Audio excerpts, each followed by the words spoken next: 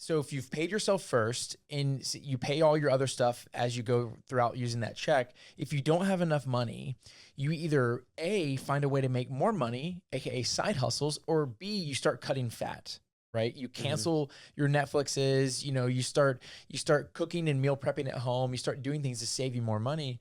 And I just love the idea that putting what you want first, putting that first is really important, because if you put it last, you're always going to put it off. And so as someone develops the idea of potentially having a side hustle, it's back to Zach's original question, which is, well, what do you want? Why do you want a side hustle? Is it because you want to pursue a creative outlet? Like, there's so many people crushing Etsy, right? Just crushing the Etsy game. Like Chelsea would probably crush it. I don't know if she's on Etsy or not, but there's so many creative people that if they she's just happy painting. Yeah.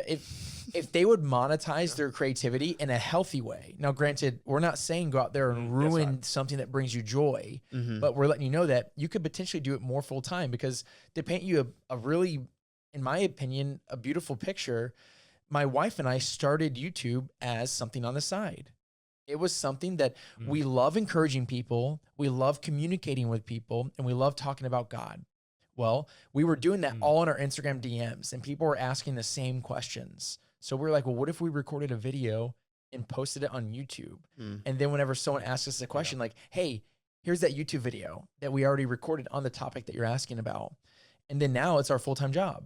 And so we're still balancing that, something that we love, and now monetizing it and like making money off of it. Right. And so there's definitely like a healthy balance, because I think you've said to me one time, Gabe, that if you can monetize anything, you'll monetize everything.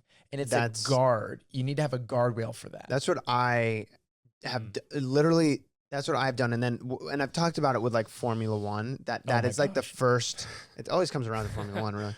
But that was like the first thing in a long time that I wasn't monetizing myself, because any passion that I had, I was like, I can monetize this. Yeah. And then I would.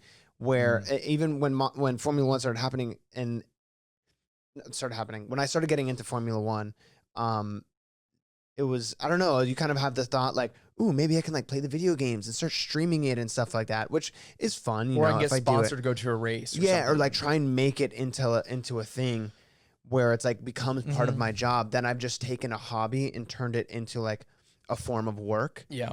A blessing got turned into a burden. Yeah. And not that work is a burden specifically, but there are things that do need to stay in the vertical of like, this is strictly just hobby. I enjoy it. It's for entertainment, whatever. It's for me to switch off and focus on this when I'm to not focus on work. Because so many things, like passionate about acting, check, that's work.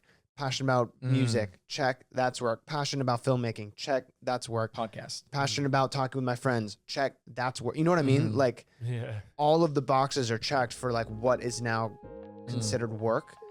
And finding the line of like, do you actually, which is great that Chelsea's just like, no, I just want to paint my little pots. And that's dope for me. You know what I mean? Thank you guys so much for watching this clip. We appreciate it so much. And if you could leave a like and subscribe to the channel, that would help out so much. And if you want to listen to the full podcasts, just head over to the iHeartRadio app, Apple Podcasts, or wherever you get your podcasts.